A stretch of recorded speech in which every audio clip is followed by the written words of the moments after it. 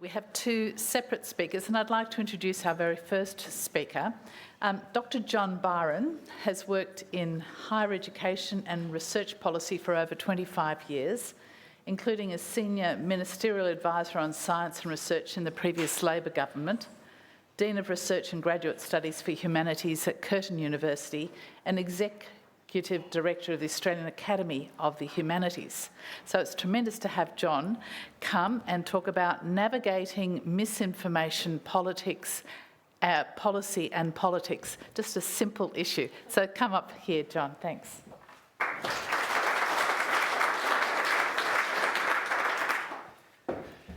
Thank you, and thanks to the Academy for having me, and congratulations again to the new fellows. It's a really big deal to be elected by your peers, and well done, and I'm sure the Academy is looking forward to utilising your talents. So why are you listening to me? And this is part of tip number one, which I'll get to later. The messenger is part of the message, is tip number one. Come to that.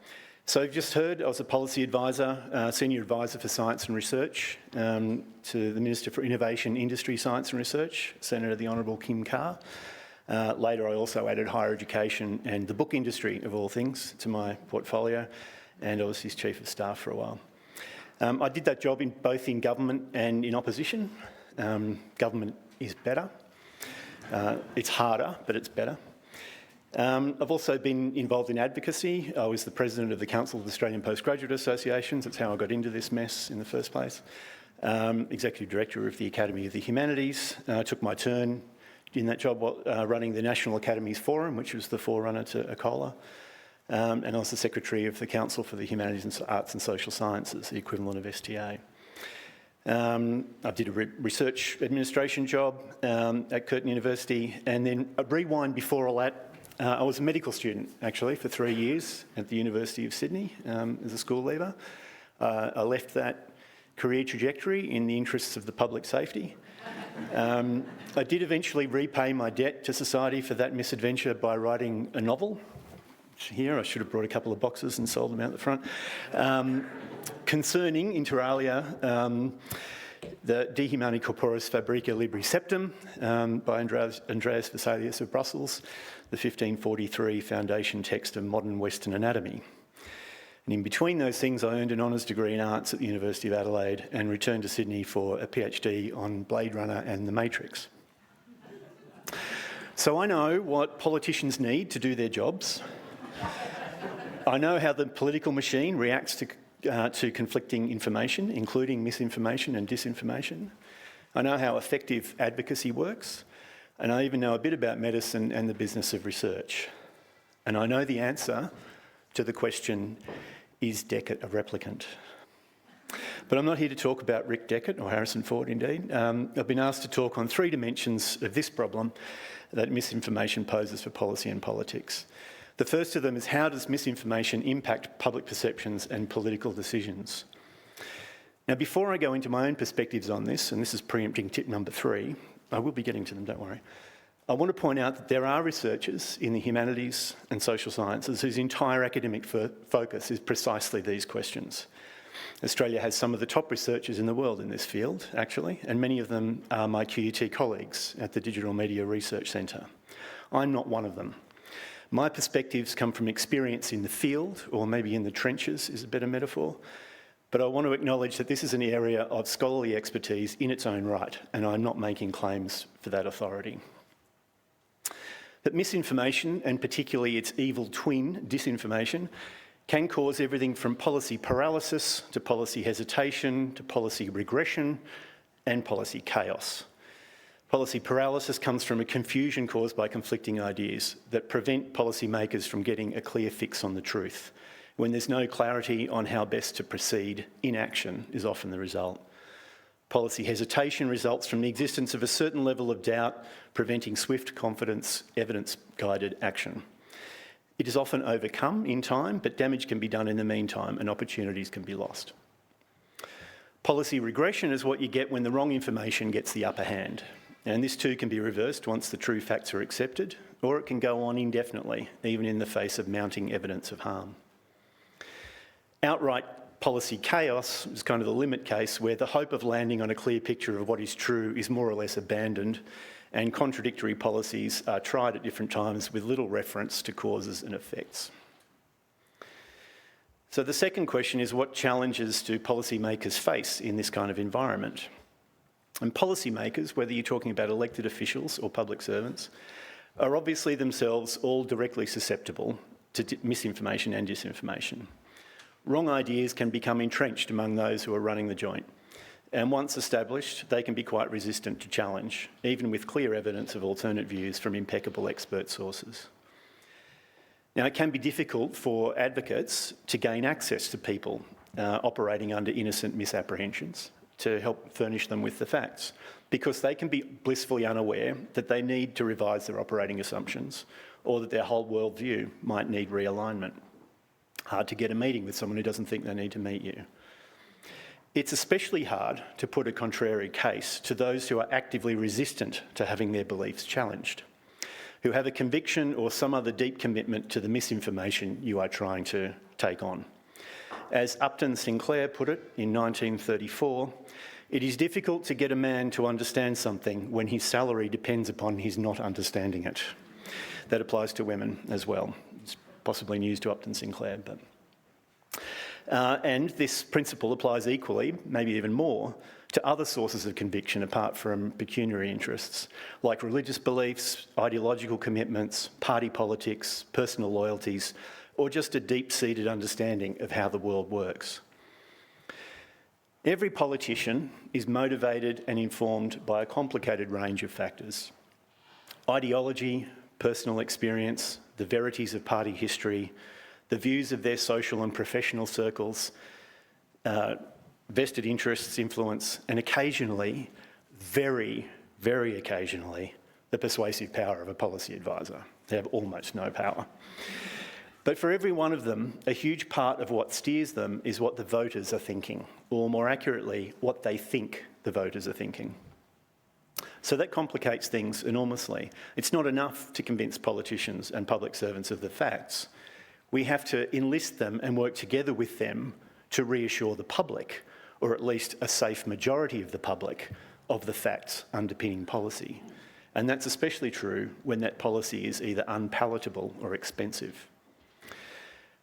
This phenomenon can drag on policy change terribly, preventing what every informed policymaker knows should happen. It can prevent those things from happening until they can be reassured that they will not be punished for doing the right thing, that public sentiment is sound enough that they are not at risk from a well-coordinated scare campaign, from vested interests or a mischievous opposition. But while this phenomenon sometimes drags on policy making, it can in other circumstances provide an opportunity. When reluctant politicians can be convinced that public sentiment has moved ahead of them on some issues, or that the mainstream accepts the authority of evidence presented by trusted figures, then the political class may overcome its own inertia and fear and respond to the movement of the public dial. Now, I've resisted giving examples so far so that I don't get in the newspapers for the wrong reasons, but at this point I think I can say that marriage equality, in my opinion, and voluntary assisted dying are two areas where recent examples where the public sentiment moved ahead of the political class and they followed. It's sad that that's followership, not leadership, but that's kind of where we're at with how our democracy is currently behaving. So the third question I was asked to speak about, and this is where the tips come in, how can those working with policy and decision makers navigate and counter misinformation to create more informed and resilient policy? Now, if I had an answer to that could be captured in, say, 10 minutes, I'd sell it, actually, rather than stand up here and give it away for free. But the short answer, of course, is that we build trust. That's actually how we've got to do it. But in the weird and unique context of the world up there behind us, how do we do that exactly? And this is where we get back to the tips. And as I say, these are from years of working in and around, inside the Beltway, inside that building, inside the ministerial wing. Tip number one, as I mentioned, is the messenger is part of the message. You yourself are part of everything you say. And so it is essential that you be yourself. The rarest and most highly valued quality on Capitol Hill is authenticity. There's hardly any of it in that building. There is nothing so powerful as the genuine expert telling it like it is to a minister. There's an aura of irrefutable integrity to the conviction of the person who produced the evidence and proved the thing when they're talking about that. It is incredibly compelling. It takes a monstrous ego to look that expert in the eye and tell them they're wrong from a position of complete ignorance or internet research, which amounts to the same thing as complete ignorance. I'm not saying there are no monstrous egos in Parliament House, but they are not common. There are some healthy egos, yes, plenty of them. It takes something to put your photograph on the telegraph pole in every street in your suburb and say, I'm the right person to represent you 60,000 people. But, healthy egos. But there are not too many on that scale that can actually look the expert in the eye and stare them down from a position of ignorance. Tip number 2, never be craven, never be partisan, never get personal. Do not ever just say what you think they want to hear. Even when you get it right and aligned with their opinions or prejudices, they will see what you're doing. Nothing will kill trust faster than a perception that you're willing to bend with the wind, even when you're bending their way. Similarly, the impression that you are grinding an axe rather than establishing the facts or correcting a misapprehension will completely undermine your credibility. Your value to policymakers inheres in your strict adherence to the evidence. Lean into that, keep yourself nice, and you'll be golden. Tip number 3, offer firm opinions within your area of expertise, but don't swerve outside your lane. You are at work when you're doing this job up there, just the same as you are when you're writing a scholarly paper, delivering a conference presentation or a seminar. You'll be asked your views on topics in which you have no expertise, I can guarantee it. Some may be expertise adjacent and you can have a pretty good stab at it, an informed punt, but on some issues you will be a complete amateur, no better than anybody else in the room. You need to out yourself when that happens. You should declare when you're outside your zone of confidence, and especially when you're outside your zone of competence, and clearly signal what is just opinion of the things you're saying and what is evidence-driven. Tip number 4, acknowledge uncertainty, but don't belabour it. Uncertainty is part of knowledge. We all know that. The acknowledgement of uncertainty and falsifiability are at the heart of the scientific method. If you find an advisor up the hill who understands that, you must cultivate them, enlist their ongoing support, and send me their mobile phone number. It's a very valuable person to have in that place. Unfortunately, this is not a widely held understanding, or it's not held widely enough. People prefer confidence. They prefer certitude when they can get it, issued in sharp, declamatory prose. We make a mistake when we either deny uncertainty and speak with too great confidence, or make too much of it by saying, oh, well, it depends, and hedging everything. We've got to find the middle road. If you're pretty sure of something, or quite sure, or almost certain, just put it like that. Tip number 5, be firm but polite. Don't go along with rubbish, but don't get heated in your disagreement. You're not there to make friends, but neither are you there to make enemies. You need to walk away with your integrity attacked, so you have to disagree with blatant misinformation, but it's not necessary to get steamed about it or storm out. Stick to your guns and mind your manners both. Tip 6, play the long game. Form personal relationships and sustain them.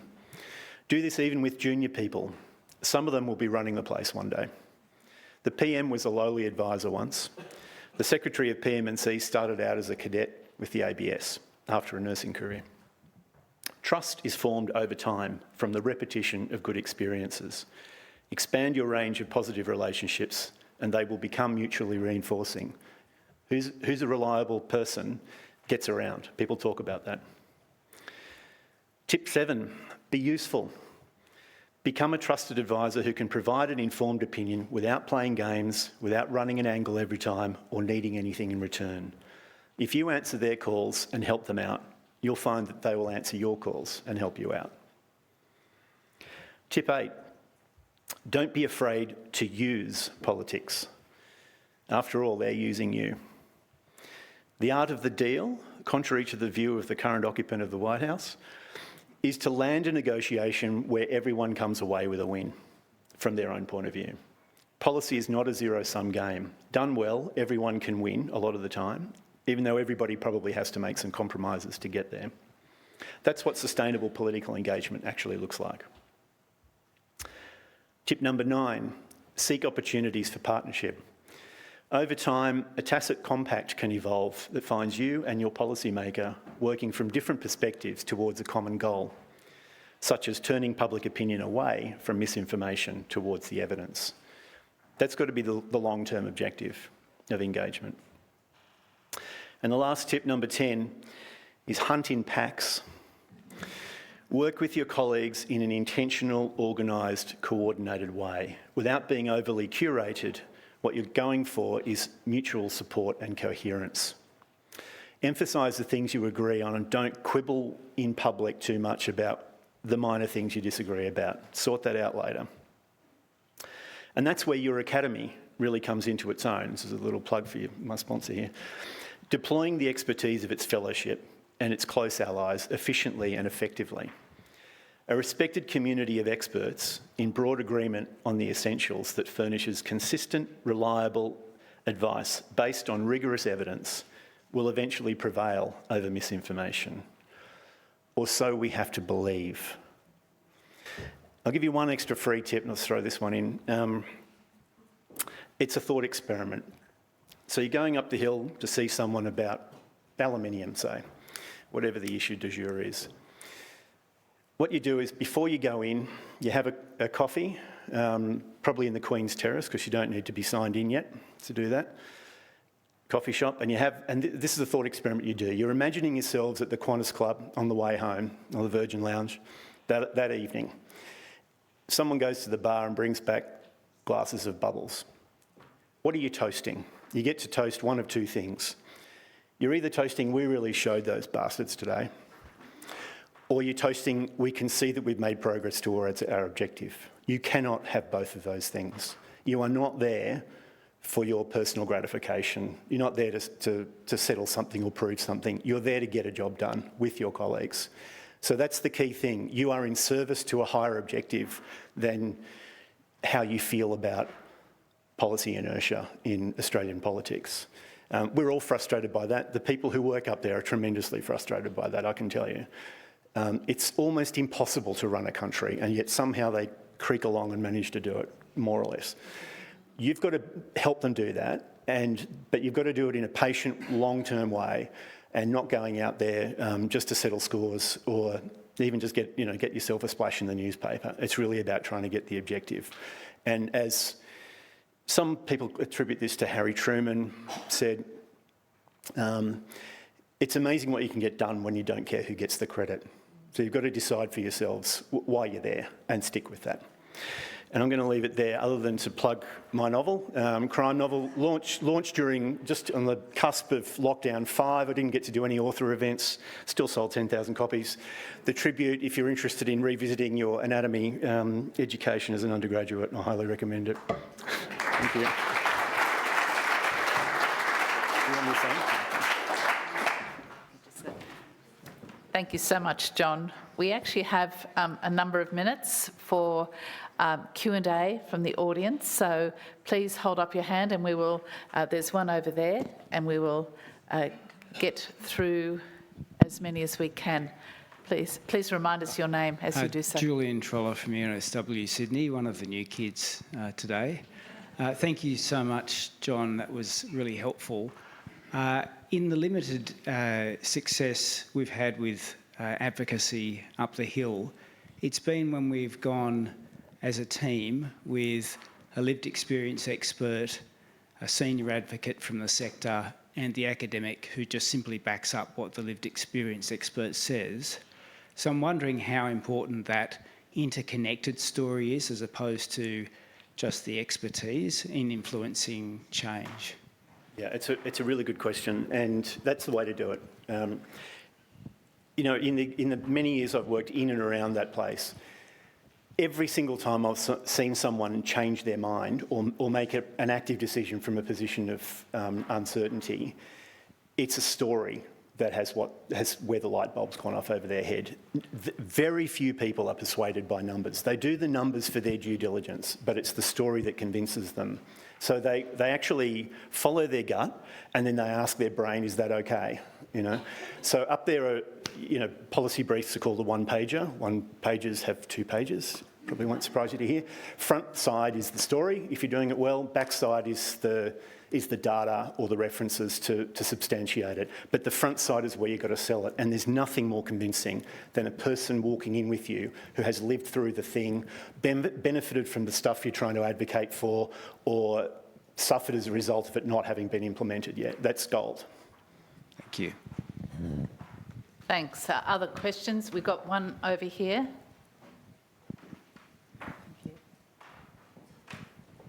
Thanks so much, John. That was absolutely fantastic. I'm Emily Banks, epidemiologist and public health physician from the ANU.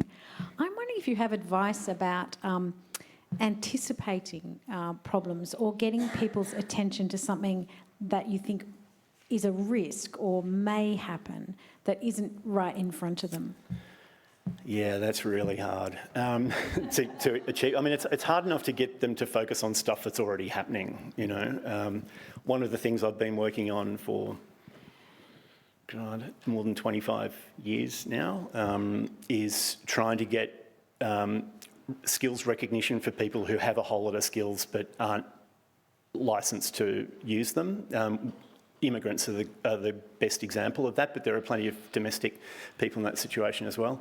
That's a known problem. It's costing us a fortune in productivity terms, so even the finance and treasury types agree that we should do something about it, and even then it's very hard to get people to go, okay, well, so let's do this, let's fix it, So trying to get them to deal with something that's still over the horizon is even harder. And I must admit, I'm a little short on quick advice on that. If you can, this is going to sound really frivolous, but I'm completely serious.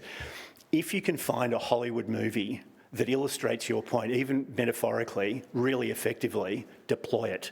Use the popular culture. You've got a Prime Minister that got in trouble the other day for wearing a Joy Division T-shirt. These people understand popular culture. They live in the same world the rest of us do. Use that, because if you can help them to get the idea, by whatever means, everything is on the table. Other questions? Oh, yes, we have one here. Steve Wesseling. Hi, John. That was fabulous. Thanks very much. Steve Wesseling, NHMRC. As someone who has to front up to Senate estimates, I'm just interested in your thoughts on the role of Senate estimates in misinformation and disinformation. Well, that is what in the business is called the Dorothy Dixer. So I used to work for one of the most forensic proponents of Senate estimates. Estimates is the reason I left working for Kim Carr 3 times. I eventually went back because I forgot about how horrible estimates was 3 times. Steve is living through it regularly now. Well, you should try working in an office of someone who's an estimates maven. Estimates is incredibly important. It does unearth things that don't appear by other means, and it's why a lot of journalists watch it in real time. I admit I watch it in real time. It's one of my several mental illnesses. But yeah, it's a way of finding out things.